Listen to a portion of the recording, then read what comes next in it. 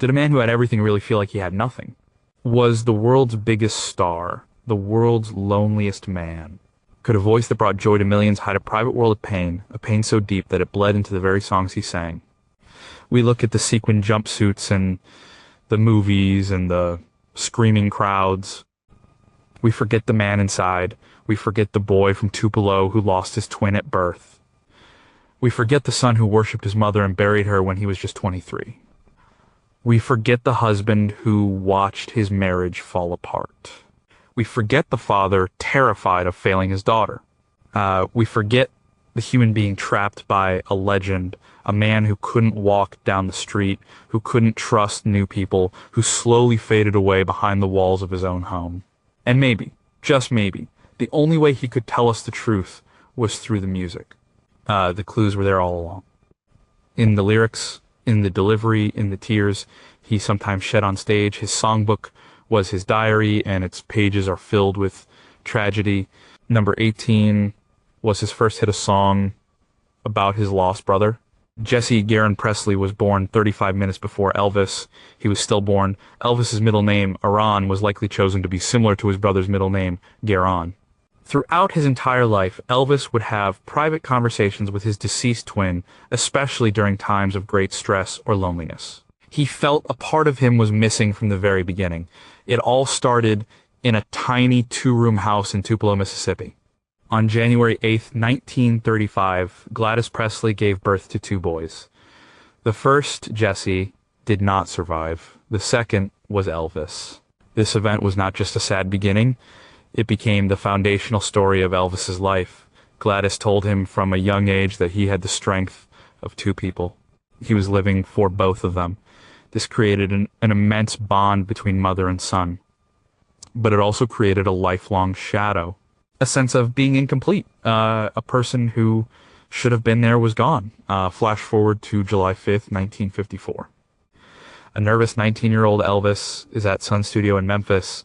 He's trying to impress the producer, Sam Phillips. He's singing ballads, trying to sound like his hero, Dean Martin. Nothing is working. Phillips is about to send him home. During a break, Elvis starts fooling around. He grabs his guitar and starts playing an old blues song, Arthur, Big Boy Crudups, That's All Right. He sings it fast. He sings it with energy. Bassist Bill Black and guitarist Scotty Moore join in. Sam Phillips sticks his head out of the control room. "What was that?" he asks. "Find out where to begin and do it again." They had found the sound. They had their A-side. But they needed a B-side. They needed another song to put on the other side of the record. Bill Black started messing with a slow, sad country waltz by Bill Monroe, Blue Moon of Kentucky. It's a song about heartbreak, a song about being left alone. Blue Moon of Kentucky, keep on shining, the lyrics go. Shine on the one that's gone and left me blue. Elvis listened. Then he did the same thing he did with That's All Right. He sped it up. He turned a slow, mournful lament into a frantic rockabilly explosion. He added a driving beat and a sense of urgency. On the surface, it was just a young kid having fun with an old song. But think about the lyrics from his perspective. For Elvis, the one that's gone and left me blue wasn't a girlfriend. The first and most profound loss of his life happened before he took his first breath. It was Jesse. He took a song of deep sorrow and coated it in a layer of manic energy. It was almost as if he was trying to outrun the sadness at the song's core. He was trying to dance away the grief. This set a pattern for his entire career. So much of his music contained this strange duality. Upbeat sounds that masked a deep, underlying melancholy. The world heard a new, exciting sound, a revolution in music. But maybe what they were really hearing was a young man's desperate attempt to fill a lifelong emptiness. He always felt someone was missing. He often told friends he felt lonely even in a crowded room. That feeling started in that little house in Tupelo. And it found its first public voice on the B-side of his very first record. The world was dancing to a song about his lost twin, and nobody even knew it. Number 17 did his mother's fear shape. His first song. Gladys Presley never wanted Elvis to have a real guitar. His first one, for his 11th birthday, was a compromise. He wanted a bicycle or a rifle, things she felt were too dangerous. She steered him towards the $7.90 guitar in the Tupelo hardware store. She was intensely protective. When Elvis got his first Cadillac, a pink one, he gave it to her. She never learned to drive and was scared to ride in it. She preferred Vernon to drive her around in his truck. Gladys loved her son fiercely. She also lived in a constant state of fear for him. She saw danger everywhere. This wasn't just typical motherly worry. It was a deep, consuming anxiety that came from their extreme poverty and the loss of her first son, Jesse. She saw Elvis as a precious, fragile gift that could be taken away at any moment. As he started to get famous, her fear grew. The screaming girls, the travel, the world outside of Memphis, it all terrified her. She worried he would get hurt or that this strange new life would change him. That's All Right was the song that started it all. Recorded in that spontaneous moment at Sun Studio, it was pure, raw energy. It wasn't planned, it just happened. And when it was played on the radio for the first time by DJ Dewey Phillips, the switchboard at the station lit up. They had to play it over and over again. Elvis was on his way. But the lyrics of the song, when you look at them through Gladys's eyes, are almost prophetic. That's all right, Mama, the song repeats. That's all right for you. That's all right, Mama, any way you do. It's a reassurance. A son telling his mother not to worry. It's a simple blues lyric about a relationship, but in the context of Elvis and Gladys, it takes on a different weight. He was stepping into a world she could not understand and did not trust. A world of late nights, screaming crowds, and temptations she could only imagine. And his very first message, the first words the world at large would hear him sing, was a direct address to her. It's okay, Mama. Don't worry about me. I'll be fine. Of course he wasn't fine.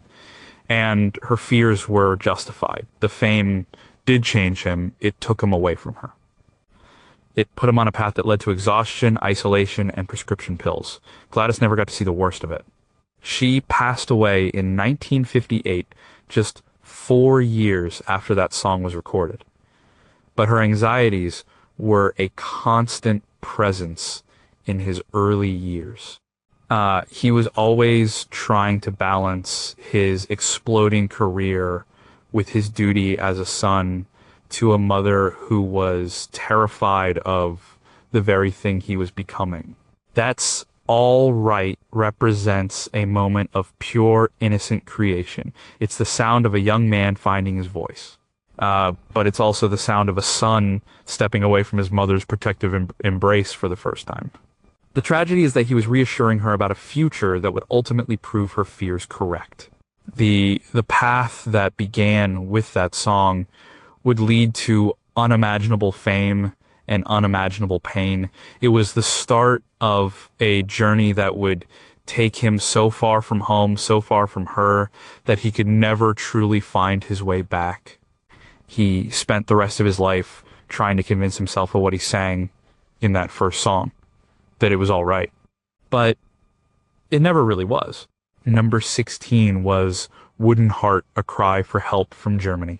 Elvis received his draft notice on December 20th, 1957, at the peak of his fame. He was officially inducted into the U.S. Army on March 24th, 1958. Just 5 months later, while he was in basic training, his mother Gladys died. He was granted emergency leave to attend her funeral, and friends said he cried for days. He was a broken man. He was then shipped off to Germany, a 23-year-old grieving his mother in a foreign country, surrounded by people who saw him as either a celebrity or a soldier.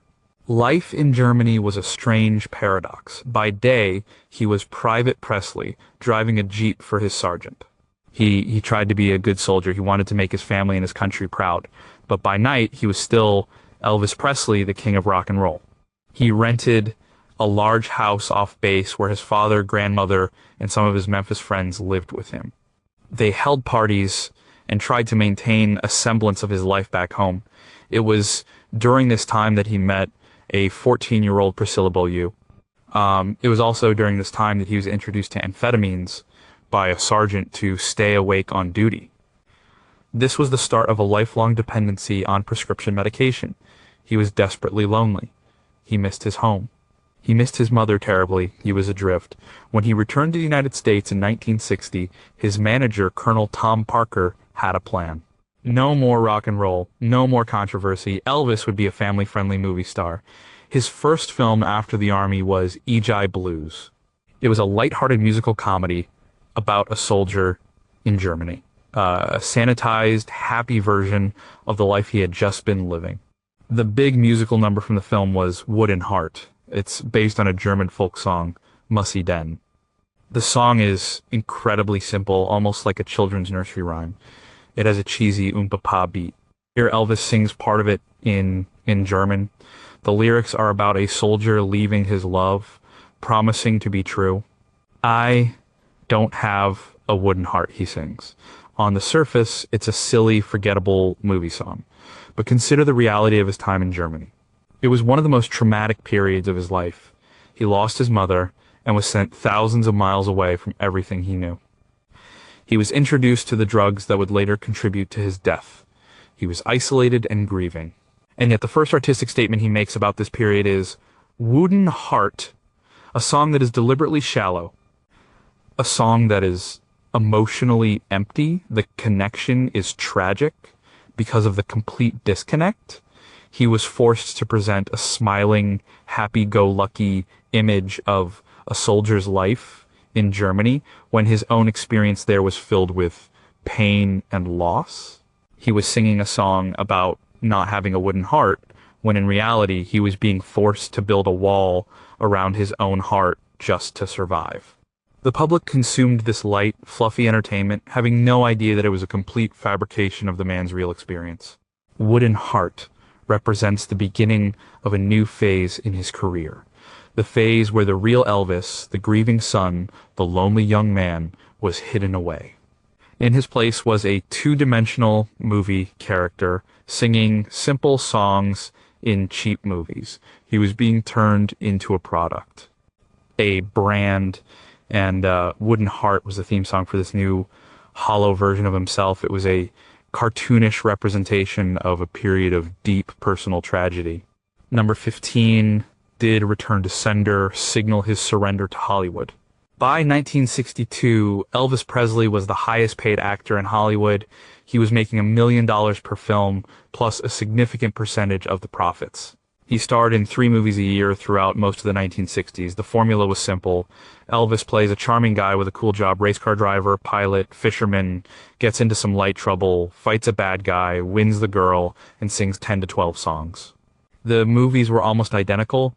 The scripts were often terrible. Elvis knew the movies were bad. He hated them. He had gone to Hollywood with dreams of being a serious actor, like his idols James Dean and Marlon Brando. His early films like King Creole showed real promise, but Colonel Parker wasn't interested in art. He was interested in money, and the formulaic musicals made a lot of money. So Elvis was trapped. He would get scripts, read them, and know they were garbage. But he was bound by his contract. He had to make them. In 1962, he starred in a film called Girls, Girls, Girls. The plot, like many others, is unimportant. The soundtrack, however, produced a massive hit, Return to Sender. The song is catchy and upbeat. It tells a simple story. A guy writes letters to his girlfriend, but they keep coming back stamped, Return to Sender, address unknown, no such number, no such zone. He thinks maybe she moved or that her mailman doesn't like him. Now, think about Elvis's position at this time. He was living in a Hollywood bubble, churning out films he despised. He felt his career as a serious musician was slipping away. The Beatles and the British invasion were changing the face of music, and he was stuck singing silly songs on a movie set. He was sending out a product, his talent, his energy, and felt he was getting nothing of substance back. He was sending letters to Hollywood, and they were coming back unopened. The lyrics of Return to Sender become a metaphor for his professional life. He was putting his name and his voice on these projects, but they were being sent back to him artistically void. Address unknown. His real artistic identity was being lost. No such person. He was becoming a caricature of himself, not the real artist he wanted to be. He was stuck in a feedback loop of mediocrity, and the Colonel held the key. Members of his entourage, the Memphis Mafia, reported that he would physically get sick when he had to go to Hollywood to make another one of these movies. He would complain bitterly about the scripts and the songs he was forced to sing. Return to Sender is one of the better songs from this era, but it's still a piece of commercial fluff designed to sell a movie. The tragic irony is that the song's title and theme perfectly described his own frustration. He was a man with a message, a talent to share, but his artistic letters kept being returned unopened by a Hollywood system that only cared about the postage. He was trapped in a creative dead end, and this catchy little hit song was the perfect unintentional summary of his plight. Number 14 was A Fool Such as I, his confession about the Colonel. Colonel Tom Parker was not a real colonel. His real name wasn't Tom Parker. He was Andreas van Queech, an illegal immigrant from the Netherlands. He managed Elvis's career from 1956 until Elvis's death. He took a 25% commission and later an unprecedented 50%. He made Elvis a superstar. He also, many believe, slowly ruined his career and contributed to his decline. Parker's control over Elvis was absolute. He controlled the movies, the music, the touring, the merchandising. His primary goal was always to make the maximum amount of money with the minimum amount of risk. This meant no overseas tours because Parker, as an illegal alien without a passport, couldn't travel. It meant sticking to the profitable but creatively bankrupt movie formula in the 60s. It meant pushing Elvis back into performing in Las Vegas when he was ill because the contracts were ironclad. Elvis was a smart man, but he was also loyal. He saw the Colonel as a father figure, especially after his own father, Vernon, proved to be poor at managing his finances. Elvis deferred to the Colonel on all business matters, but as the years went on, he grew to resent the control. He felt trapped. He knew he was making bad movies. He wanted to tour the world. He wanted to stretch himself as an artist. But the Colonel always said no. The deals were made, and Elvis had to honor them.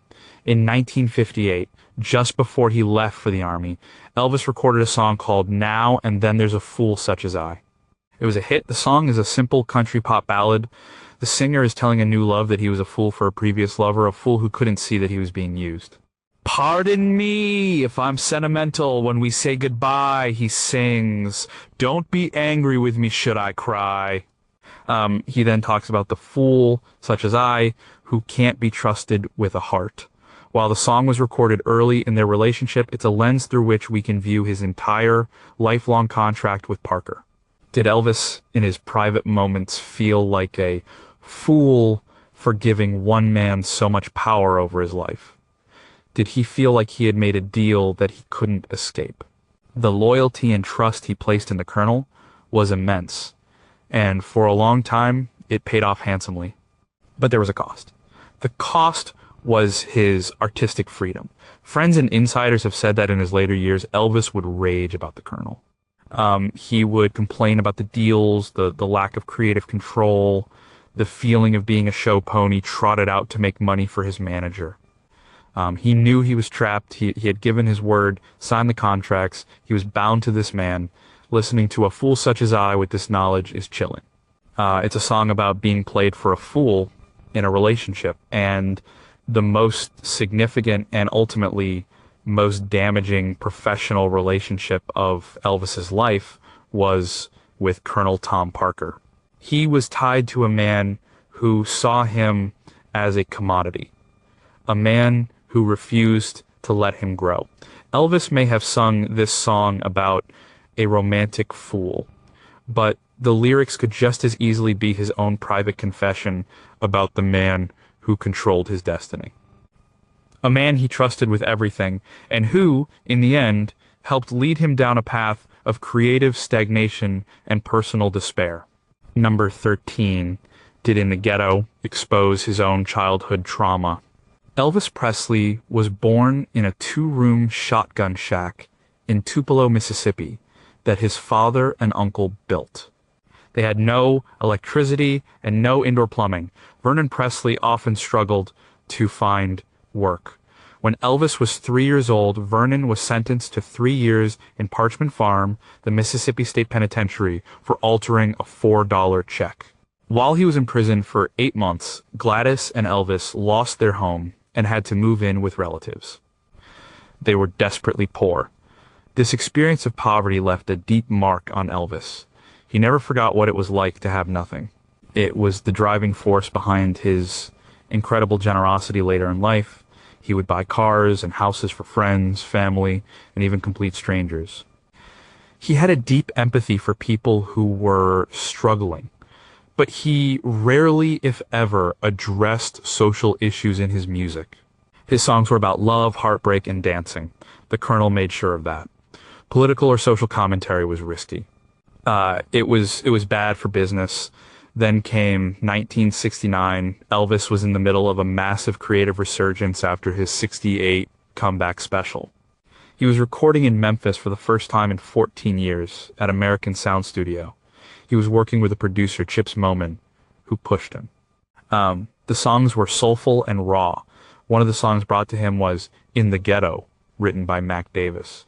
The song tells the story of a boy born to a poor mother in a Chicago ghetto. He grows up hungry, learns to steal and fight, and is eventually killed, just as another baby is born into the same hopeless cycle. It was a powerful, socially conscious song. It was exactly the kind of thing Colonel Parker would have hated. The record label RCA was nervous. Elvis's entourage was divided. Some thought it was too political, that it would alienate his conservative Southern fan base. But Elvis was determined. He connected with the song on a profound level. He understood what it meant to be born with nothing, to feel the world was against you. He understood the desperation of a mother who can't provide for a child. He remembered his own mother, Gladys, working tirelessly to keep a roof over their heads. He recorded the song with a quiet intensity. There was no rock and roll swagger. His voice was filled with a deep, sorrowful empathy. He wasn't just singing the lyrics, he was telling a story he understood in his bones. He fought for the song to be released as a single. He told the record executives that it was a story that needed to be told. He won.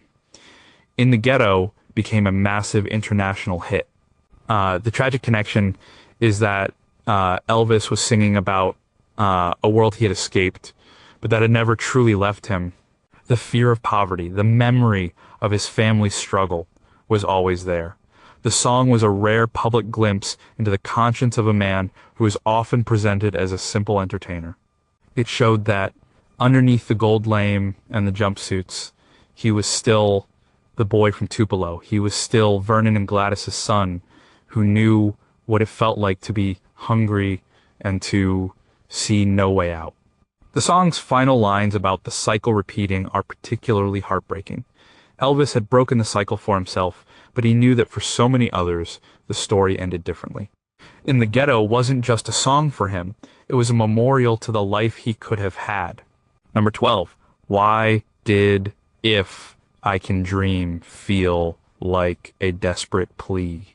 By 1968, Elvis Presley was considered a joke by many. The Beatles, the Rolling Stones, Bob Dylan, and the whole psychedelic rock movement had taken over. Their music had become a vehicle for social change and artistic expression. Elvis, meanwhile, was stuck in Hollywood, making films like Clam Bake and Stay Away, Joe. He was a 33-year-old man singing silly songs to co-stars young enough to be his fans. His record sales had plummeted.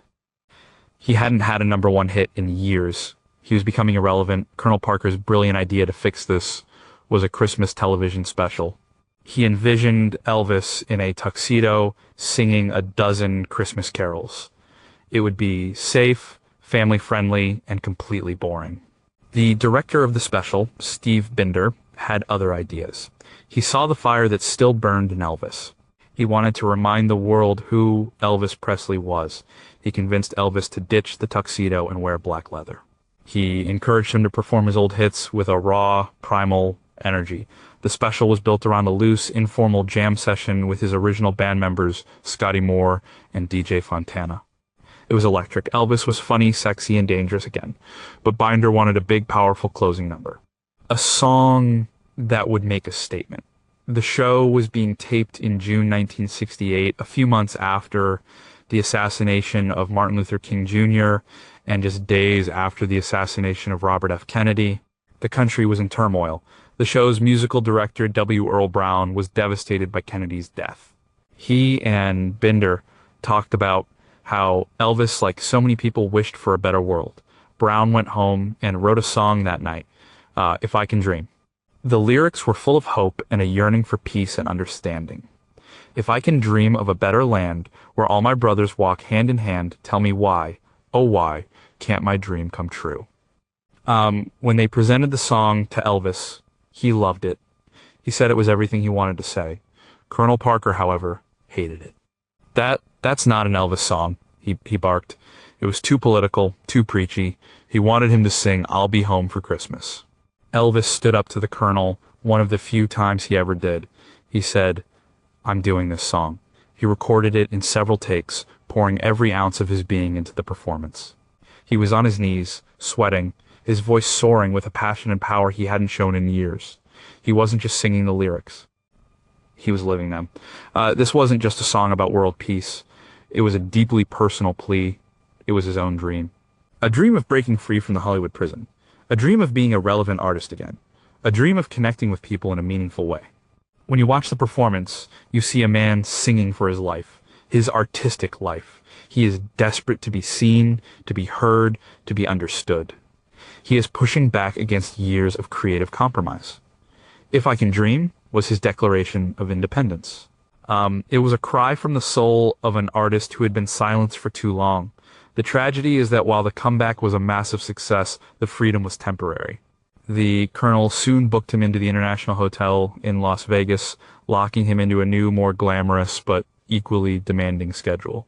The dream of sustained artistic freedom never fully came true, but for 3 glorious minutes on national television, he let the world hear his plea. Number 11 was Can't Help Falling in Love, a promise he couldn't keep. Elvis met Priscilla Beaulieu in Germany in 1959. He was 24. She was 14. He was lonely and grieving for his mother. She was young and innocent. He saw in her a chance to mold the perfect woman. He told her he liked her, to wear certain colors, to style her hair a certain way. He wanted to preserve her purity. After he returned to the States, they stayed in touch. In 1963, her parents agreed to let her move to Memphis and finish high school there, on the condition that she live with Vernon and his new wife, and that Elvis would eventually marry her. She lived at Graceland. Their courtship was long and complicated. Elvis was the biggest star in the world, and he had relationships with many of his co-stars. But he always came back to Priscilla. He had put her on a pedestal. She was his little one. In 1961, for the movie Blue Hawaii, Elvis recorded Can't Help Falling in Love. The melody is based on a French love song from the 18th century, Plaisir d'amour. The lyrics are a simple, beautiful declaration of inevitable love. Wise men say only fools rush in, he sings, but I can't help falling in love with you. The song became one of his most beloved ballads. He would often end his live shows with it. It was the musical embodiment of pure romantic devotion. And it was deeply connected to his relationship with Priscilla. It was the song that defined their courtship. It represented the ideal he was striving for, a perfect, timeless love. He finally married Priscilla in 1967. Their daughter, Lisa Marie, was born exactly 9 months later. The fairy tale, however, did not last. Life with Elvis was not easy. He was surrounded by his entourage 24/7. He had a volatile temper. He was unfaithful. He was often absent emotionally and physically. Priscilla was lonely. She was a young woman living in a gilded cage. The ideal of can't help falling in love was impossible to live up to. The simple promise of the song, take my hand, take my whole life too, was something he couldn't fulfill. His life wasn't his own. It belonged to the public, to the Colonel, to the legend of Elvis Presley. They separated in 1972. The divorce was finalized in 1973. Yet he continued to sing Can't Help Falling in Love at almost every concert. it became something much sadder. It was no longer a promise of a future, but a memory of a past, a reminder of a love that he had found and then lost. When he sang it in his later years, his voice was often heavier, the tempo slower. There was a weariness to it. The tragic connection is that this beautiful song, a worldwide anthem for lovers, became a personal monument to his greatest romantic failure. It was a promise he made to Priscilla and to himself that he was ultimately unable to keep. He created the perfect love song for a love that turned out to be imperfect, just like any other. And every time he sang it to a crowd of thousands, he was also, in a way, singing it to himself. A painful reminder of the simple, true love he yearned for, but could never seem to hold on to. Number 10. How did Suspicious Minds predict the end of his marriage? The year 1969 was Elvis's comeback. He had recorded the acclaimed From Elvis in Memphis album. He had released the hit single In the Ghetto. And he was preparing to return to live performances for the first time in 8 years with a headlining engagement at the brand new International Hotel in Las Vegas. He needed a monster hit to seal the deal. The song was Suspicious Minds, written by Mark James. James had released it himself, but it had failed to chart. Elvis's producer, Chips Moman, believed it was perfect for him. The song is about a relationship being torn apart by distrust and jealousy. We're caught in a trap. I can't walk out, the lyrics begin. Because I love you too much, baby. The singer begs his partner to see through the suspicion and save their love. Elvis's marriage to Priscilla was already in trouble. The ideal he had built up during their long courtship was crumbling under the pressures of his career and his lifestyle. He was jealous and possessive, yet he was also unfaithful. Priscilla was isolated at Graceland, raising their daughter while he was in Hollywood or on the road. The trust between them was eroding. They were, in the words of the song, caught in a trap. He recorded the song at American Sound Studio during the same sessions as In the Ghetto. He poured all of his energy and frustration into the performance. His vocal is powerful and desperate. But the most iconic part of the song is the fade out and fade in at the end. On the record, the song seems to end fading into silence before it comes roaring back to life for a final frantic chorus. This was an artistic choice by the producer to mirror the song's theme of being trapped, of not being able to escape. When Elvis performed Suspicious Minds live in Las Vegas, it became the dramatic centerpiece of his show. He would act out the song's emotional turmoil on stage. He would drop to one knee, chop the air with his hands, his body writhing with a nervous energy. The frantic tempo of the live version, much faster than the record, mirrored the panic and desperation in the lyrics. He was a man fighting to save a dying love. The song became his 18th and final #1 hit in the United States during his lifetime. It was a massive success, but it was also a public performance of his private pain. He was singing about a relationship falling apart, just as his own was doing the same. Priscilla was in the audience for those opening night shows in Vegas. She was watching her husband sing a song about a couple who couldn't trust each other. We can't go on together with suspicious minds, he sang. And they couldn't. They separated 3 years later. Suspicious Minds is more than just a great rock song. It's a snapshot of a man at a crossroads. His career was being reborn, but his personal life was beginning to unravel. The song's central theme of being trapped was a perfect metaphor for his life. Trapped in a failing marriage. Trapped in the exhausting grind of Las Vegas. Trapped by his own fame. He sang those words with such conviction because he was living them every single day. Number 9 was Separate Ways, More Than Just a Divorce Song. Elvis and Priscilla officially separated on February 23, 1972. He filed for divorce on his 38th birthday, January 8, 1973. It was, by all accounts, an amicable split. They remained close friends. On the day of their divorce hearing, they were photographed leaving the courthouse holding hands. But behind the scenes, Elvis was devastated.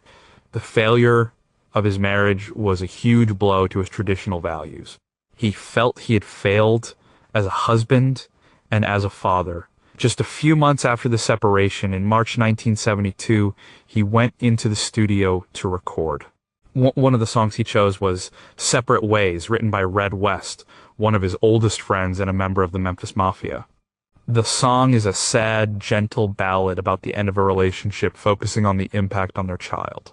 "Neighbor, we're not right for each other," the lyrics state. "But I know we'll be hurting our little girl." The song was obviously about his divorce from Priscilla and his love for his daughter, Lisa Marie. He sings it with a palpable sense of resignation and sadness. His voice is tender and full of regret. It's a mature, heartbreaking performance. It's the sound of a man accepting a painful reality. But the song's theme of separation had a wider resonance in his life at that time. His world was starting to fracture in more ways than one.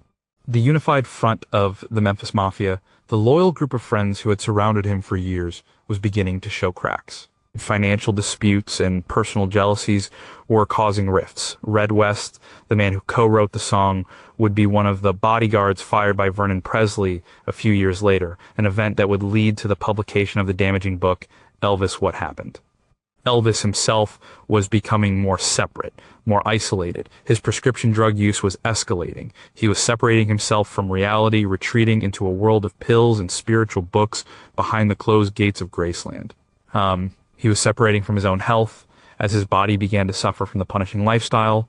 He was separating from the vibrant, energetic man he had once been. So when he sang Separate Ways, he wasn't just singing about the end of his marriage, he was singing about the slow, sad disintegration of his entire world.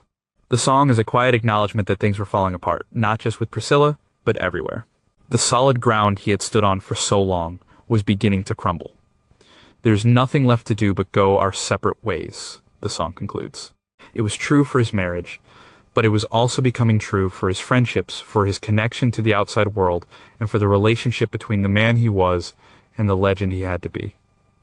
It was the beginning of a long, slow period of decline, a time defined by separation from almost everyone and everything he had once held dear. Number 8 was My Boy, a Message to His Own Absent Father. Vernon Presley was a constant presence in Elvis's life, but their relationship was complex. Vernon was a quiet, unassuming man who had struggled with poverty his entire life.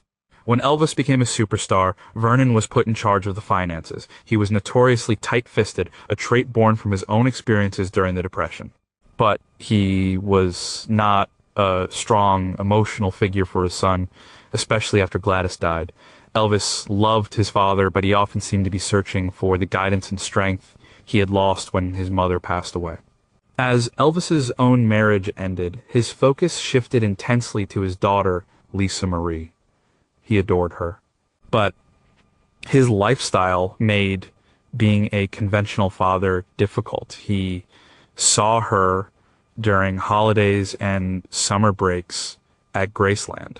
He spoiled her rotten, buying her ponies and flying her to concerts on his private jet. But he was also often groggy from medication or on a different sleep schedule, sleeping all day and staying up all night. He worried constantly that he was failing her, that he wasn't the father he should be. In 1973, he discovered a song called My Boy. It was originally a French song, later translated into English, and a hit for the actor Richard Harris. The song is told from the perspective of a father whose wife is leaving him. She says he is cold and distant. But the father looks at their son and sees his own reflection. He explains that his own father was not an affectionate man, and he never learned how to show his feelings. "You are my life, my pride, my joy," he sings to his son. "But you see, when I was a boy, my father was a stranger to me." And Elvis connected to the song immediately. He began performing it in his concerts, often with a powerful, emotional delivery. He recorded it in December 1973. His performance is raw and almost operatic in its intensity. You can hear the pain and desperation in his voice. He is pleading for his son, and in his case his daughter, to understand him. The tragic connection is twofold. First, he is singing directly about his fears as a father to Lisa Marie. He is admitting his own shortcomings, his inability to be the father she deserves, and begging her not to make the same mistakes.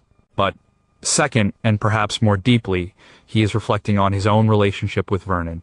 While Vernon was not a stranger in the literal sense, there was an emotional distance. Gladys had been the center of their family's emotional life. After she was gone, a certain warmth and demonstrative affection was lost.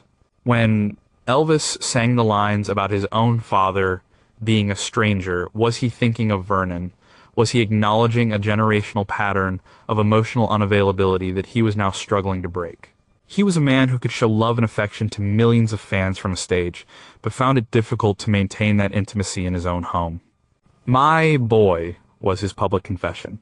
It was a song about his greatest love, his daughter, and his deepest insecurity, his ability to be a good father. It was also a subtle, sad acknowledgement of what was missing in his relationship with his own dad. Number 7, how did gospel music become his only refuge? Elvis Presley's first musical influence was not the blues or country. It was gospel music. As a child in Tupelo, he attended the Assembly of God Church with his parents. The music was passionate, emotional, and deeply moving. It was where he learned to sing with feeling. Throughout his life, even at the height of his fame, he would unwind by singing gospel songs with friends and backup singers until dawn. His personal record collection was filled with gospel albums. It was the music that touched his soul. As his life became more chaotic and his personal problems mounted, gospel music became more than just a preference. It became his sanctuary. The pressures of fame, the loneliness, the failing health, the drug dependency, these were the demons he fought every day. The rock and roll songs were part of his job. They were what the public demanded, but the gospel songs were for him. They were his way of connecting to something pure, something he had believed in since he was a small boy. It was his form of prayer. He recorded several gospel albums during his career, and they won him his only 3 Grammy Awards. Songs like How Great Thou Art and He Touched Me were not just tracks on an album. They were deeply personal statements of faith and a desperate search for peace. He Touched Me, recorded in 1971, is a perfect example. The lyrics, written by Bill and Gloria Gaither, speak of being lost and broken before being touched by a higher power and made whole. Shackled by a heavy burden, beneath a load of guilt and shame, the song begins. Then the hand of Jesus touched me, and now I am no longer the same. When Elvis sang these words, he wasn't just performing. He was testifying. He felt shackled. He was carrying a heavy burden of guilt over his failed marriage, his distance from his daughter, and his own self-destructive habits. He felt a deep sense of shame about the man he had become compared to the boy his mother had raised. He was singing about his own brokenness. The songs were a cry for redemption, a plea to be healed. J.D. Sumner, the bass singer in his backup group, the Stamps Quartet, was one of his closest friends. And Sumner said that Elvis would often be moved to tears when singing these songs. It was a release for him, a way to momentarily wash away the pain and confusion of his life. The tragedy is that the peace he found in the music was always temporary. He would sing Peace in the Valley on stage, a song he had sung at his mother's funeral, and find a moment of calm. But then the show would end and he would be back in his hotel suite, surrounded by the same problems. The music was a refuge, but it was not an escape. He could sing about being healed, but in his real life he continued to spiral downwards. Gospel music was his lifeline, the one thing that kept his spirit from being completely extinguished. It was the sound of his soul reaching for a salvation that his body, trapped in the world of Elvis Presley, could never quite find. Number 6 was Always on My Mind, an apology he never made in person. The divorce from Priscilla in 1973 hit Elvis harder than many people knew. He put on a brave face, but privately he was heartbroken. He felt responsible for the failure of their marriage. He knew his infidelity and his all-consuming career had driven her away. He missed having her and Lisa Marie at home. Graceland, once a lively home, felt empty and silent. Just a few weeks after their separation in late 1972, Elvis was in the studio. He was supposed to be recording a new album, but he was distracted and sad. Red West and another friend, Johnny Christopher, had written a song with songwriter Wayne Carson. The song was Always on My Mind. It's a poignant ballad of regret. The singer admits to his former lover that he didn't always treat her as well as he should have. He didn't say the right things or do enough to show he cared. Maybe I didn't treat you quite as good as I should have. The song begins. Maybe I didn't love you quite as often as I could have. But, he insists, despite all his failings, she was always on my mind. It was a perfect expression of what Elvis was feeling. It was a direct apology to Priscilla. When he heard the song, he knew he had to record it. The recording session was emotional. He sang it with a quiet, restrained sorrow. His voice cracks with emotion. It's not a performance for the crowds. It's a deeply personal confession. He is laying his heart bare. He is admitting all of his faults in the relationship. He's not making excuses. He's just explaining that through it all, he did love her. The song was released as the B-side to Separate Ways.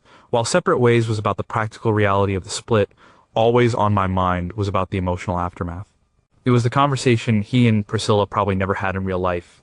Music was his way of communicating the things that were too difficult to say face to face.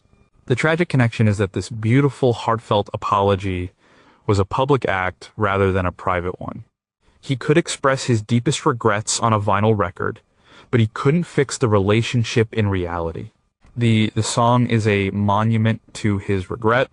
It's a confession of his failures as a husband, and while it became a beloved classic for millions of people, for Elvis, it was a message in a bottle sent to a love that had already sailed away. Years later, Priscilla would say that she and Elvis remained close and that their love never died. But the song remains as a testament to what was lost. He could sing about his regrets, but he couldn't turn back time. He was admitting he had failed, that he hadn't been the man he should have been. And he had to live with that knowledge for the rest of his life. Every time he heard that song, it must have been a painful reminder of his own mistakes. Number 5, Did Hurt Become His Final? Agonizing Confession. By 1976, Elvis Presley was in a steep physical decline. Years of prescription drug abuse, a punishing tour schedule, and a terrible diet had taken a severe toll. He was overweight, often bloated, and his health was failing. He suffered from high blood pressure, an enlarged colon, and a host of other ailments. He was often lethargic, and his speech could be slurred. On stage, he sometimes struggled to remember lyrics.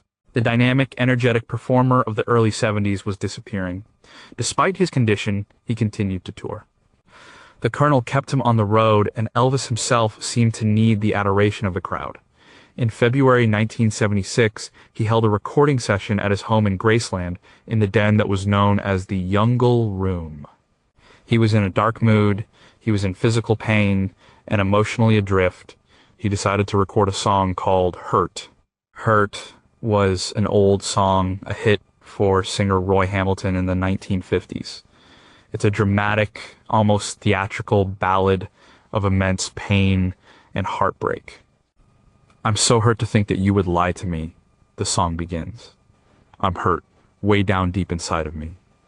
The singer is utterly devastated, declaring that he is much too proud to cry, but that his heart is breaking. As Elvis's version is astonishing. He pours every ounce of his pain, frustration, and despair into the performance. His voice, though sometimes strained, is incredibly powerful. He sings it with the force of an opera singer, his voice soaring and then dropping to a whisper.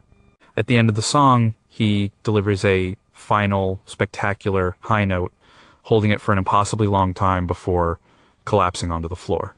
According to the musicians present, he lay there for a moment, completely spent, before getting up and saying, "Let's do another one."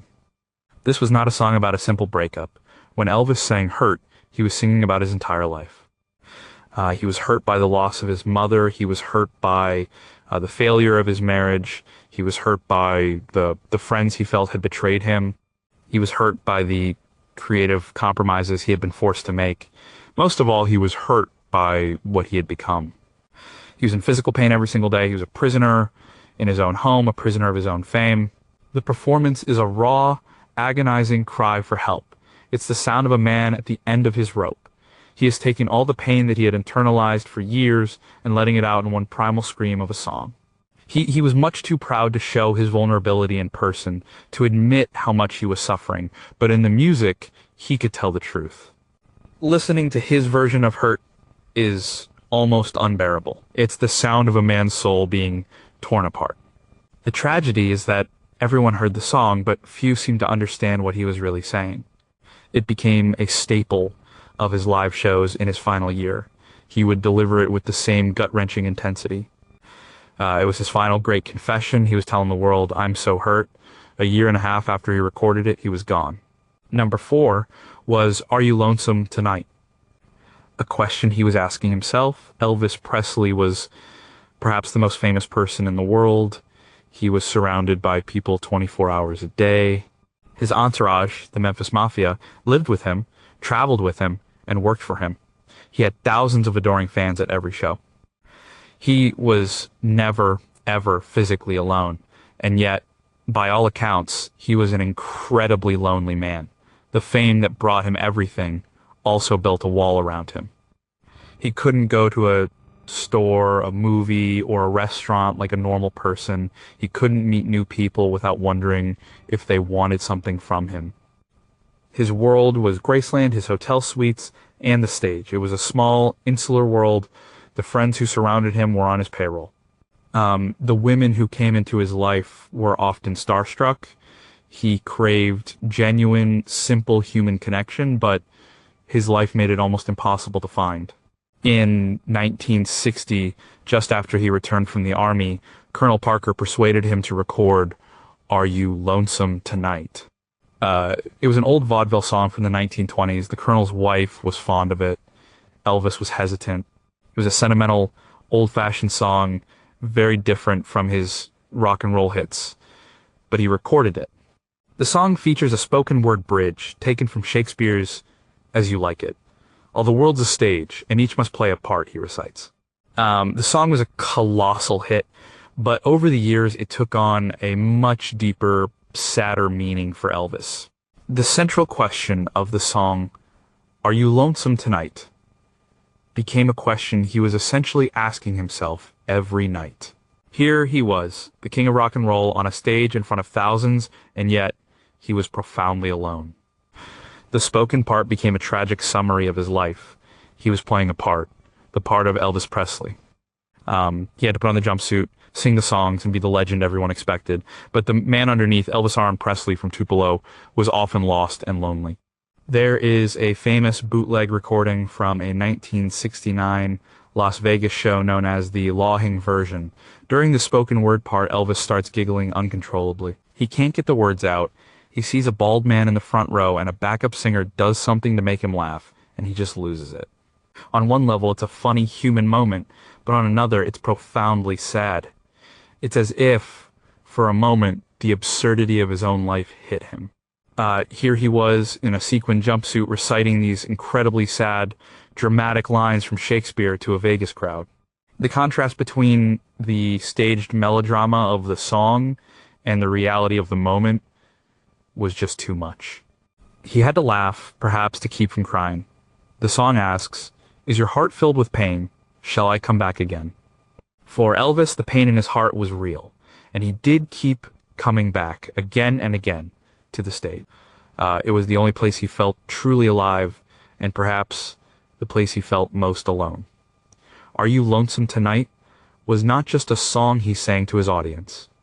It was a question that haunted his own life. The answer for him was almost always yes.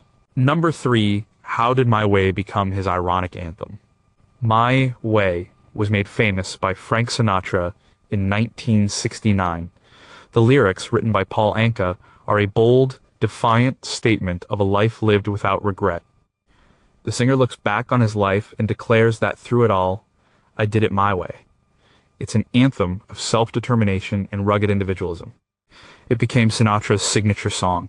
Elvis Presley loved the song. He began performing it in his concerts in the early 1970s. It became a showstopper, a big, powerful ballad that allowed him to showcase the impressive range of his voice. On the surface, it seemed like a perfect song for him. He was, after all, a man who had changed the course of popular culture. He had broken all the rules, he was a true original, but the tragic irony of Elvis singing My Way is immense. In so many crucial aspects of his life and career, he did not do it his way. He did it Colonel Parker's way. He wanted to be a serious actor. The Colonel put him in a string of terrible musicals because they were more profitable. Elvis wanted to tour the world to play for his fans in Europe, Japan, and Australia. The Colonel, unable to travel because of his illegal immigrant status, kept him in the United States and eventually just in Las Vegas. In his final years, Elvis was sick and exhausted. He should have stopped touring, but the Colonel had him locked into contracts, and Elvis, ever the professional, went on stage even when he could barely stand. So when Elvis stood on that stage in that jewel-encrusted jumpsuit and sang Regrets, I've had a few, but then again, too few to mention, it was a performance. It was part of the act. In reality, his life was filled with regrets. He regretted the bad movies. He regretted not touring overseas. He regretted the years he had lost creatively. He regretted the failure of his marriage. Friends said he spoke about these regrets often in private. His performance of the song was a strange mix of defiance and delusion. Perhaps he was trying to convince himself as much as the audience. He was trying to reclaim his own narrative, to frame his life as a series of choices he had made freely. But the truth was that he had given away control of his career, and in many ways his life, to another man a long time ago. The most famous performance of My Way is from his 1977 television special, Elvis in Concert, taped just weeks before his death. He is bloated, sweating, and clearly unwell. He has to read the lyrics from a sheet of paper, but he sings it with a desperate, heartbreaking conviction. He pours all of his remaining strength into it. It is the sound of a man trying to justify his own life, trying to find dignity in a situation that had become so undignified. He was a king in a cage built by someone else, singing a song about his own freedom. It is one of the most tragic and powerful performances in music history.